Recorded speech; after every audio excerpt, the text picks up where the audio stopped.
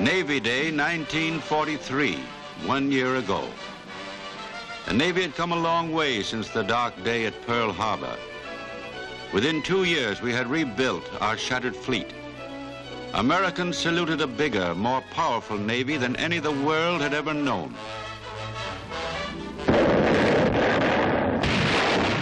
On every ocean, the fleet was in action. In the Pacific, after 2 years of a desperate holding war, we were ready to take the offensive. Behind, on Navy Day 1943, lay Guadalcanal. Behind lay victories in the Coral Sea, Midway, and the Aleutians. But ahead, for every man on every ship, lay hard and bitter fighting to execute the master plan agreed upon by the High Command and Admiral King. In the Pacific, we face two major enemies, distance and the Japanese. Both will become tougher as we advance. We are fully aware of these problems, and we have made plans to solve them. In spite of great distances and a fanatical enemy, we will go forward. We will not stop this side of complete victory.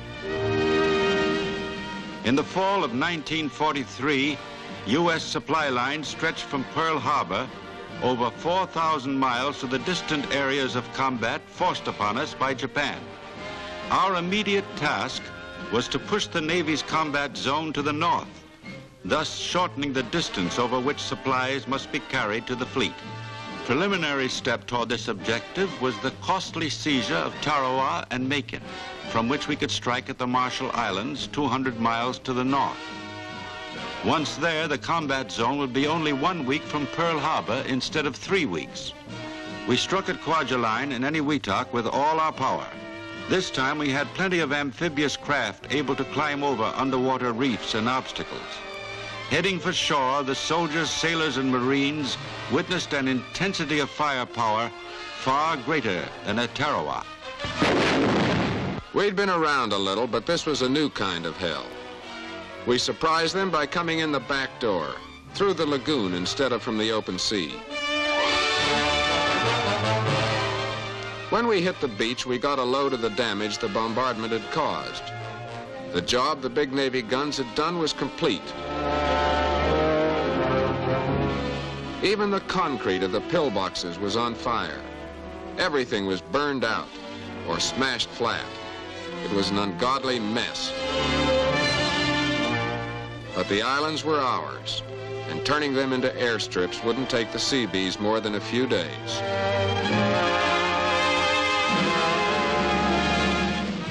With the taking of Kwajalein and Eniwetok, the Navy had forward bases which placed within its range of operations other island groups still deeper in the Pacific.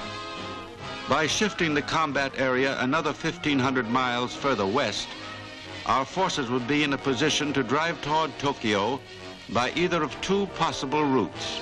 Already light could penetrate the dark area into which since December 7th, 1941, our Navy had been able to peer only dimly through the periscopes of its submarine fleet. Submarines back for refueling were bringing news of missions accomplished, blows at Japan's all-important lines of supply. With the enemy losing an average of a ship a day, almost every returning submarine had a broom lashed to its periscope, for 300 years the naval symbol of a clean sweep at sea. At home, new ships were ready to join the fleet, and young men at the rate of 1 million a year were being turned out by training stations to man them. More men would be needed. More than 100,000 women, waves, Coast Guard spars, and women Marines were taking over specialized jobs to release men for combat duty, and more women would be needed. In Navy drafting rooms, American engineers and inventors were devising new weapons, among them rocket projectiles, a startling new development in naval ordnance. At the Naval Aircraft Factory, new and deadlier planes were being tailor-made for specific duties, and important developments were afoot in jet propulsion. already jet-assisted carrier planes were able to take off with bomb loads equal to those of land-based bombers.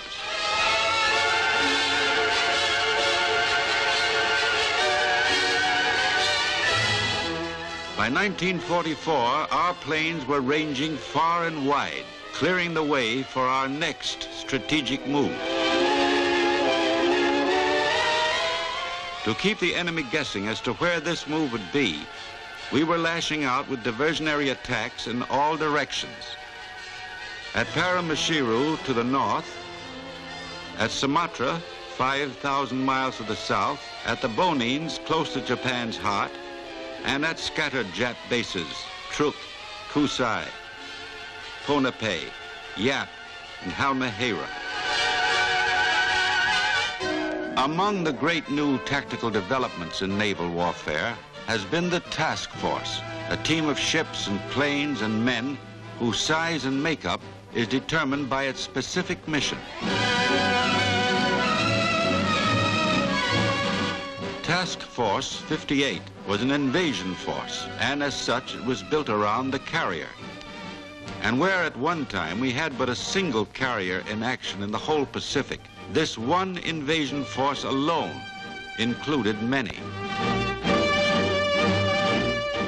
Heavy striking power was vested in the big guns of the battleships, whose importance is today no longer questioned. Supporting and accompanying the carriers and battleships were countless other vessels, from cruisers and destroyers down through all the landing craft to the ships of the train, ammunition ships and hospital ships, transports manned by the Coast Guard, repair ships and tenders in myriad variety, and the tankers, without whose fuel combat craft would be helplessly tied to the land. Ultimate purpose of all this strength is to back up the man with the gun, the Marine or soldier who must take and hold the beachhead. Prayers were said one calm June day by men who were about to go into battle. From the highest to the lowest echelons, they were briefed in the job ahead. Then Task Force 58 struck at Saipan in the Marianas Islands, 1,100 miles deeper inside Japan's Pacific fortress than we had ever struck before. Saipan, just another spot on the map. But for us in the Marines and the Army guys, it was the toughest scrap so far. Under an umbrella of planes that had been pounding the island for days, the Coast Guard took us in. And we had protection from Navy guns offshore. But none of us realized what we were in for until we hit the beach.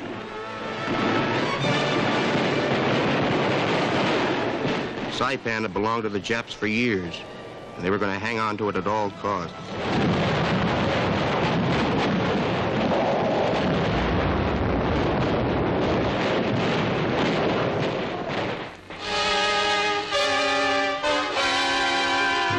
Securing the beachhead was hard enough. Pushing inland was murder. The whole job took more than a month of the toughest and dirtiest kind of fighting.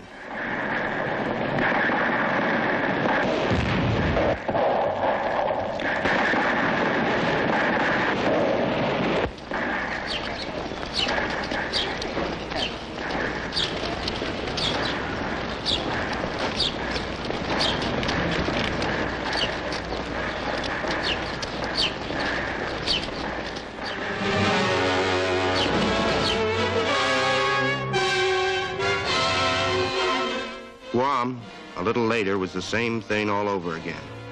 This time the Japs had a different reason for fighting so hard. Guam had been their first grab of the war from us, and they'd made a lot of it. So they had to be pried out, gouged out, burned out.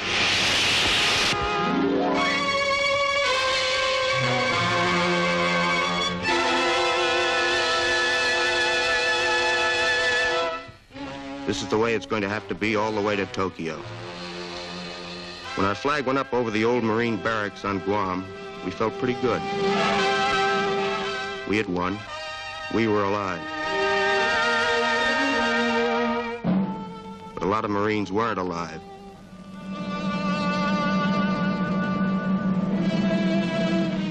Seeing those names on the graves, names of fellows we had lived with, you don't have to explain that feeling.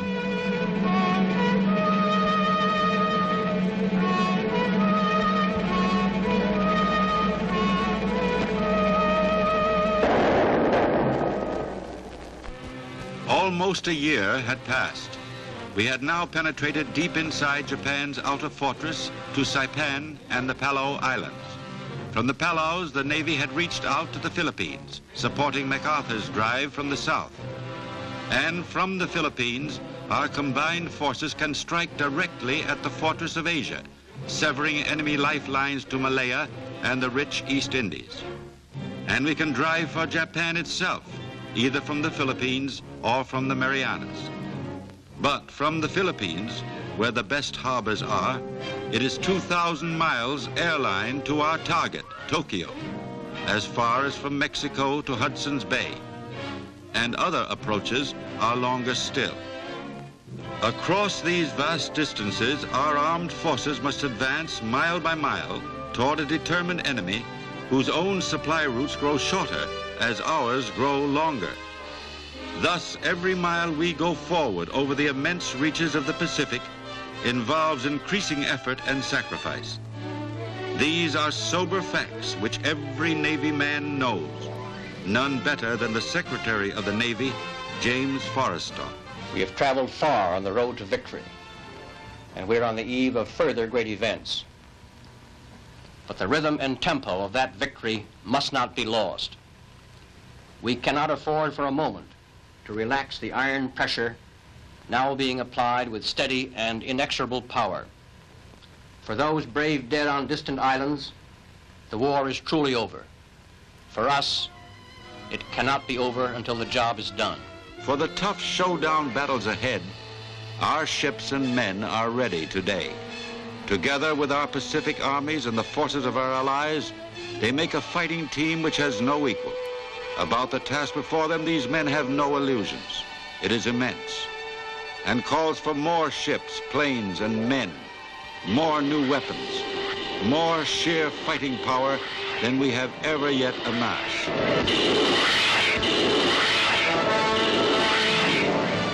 Only with the full weight of the nation behind it can this force, these fighting men, be kept moving, as they must be kept moving, ever forward across the Pacific, until they are able at last to strike the death blow at Japan.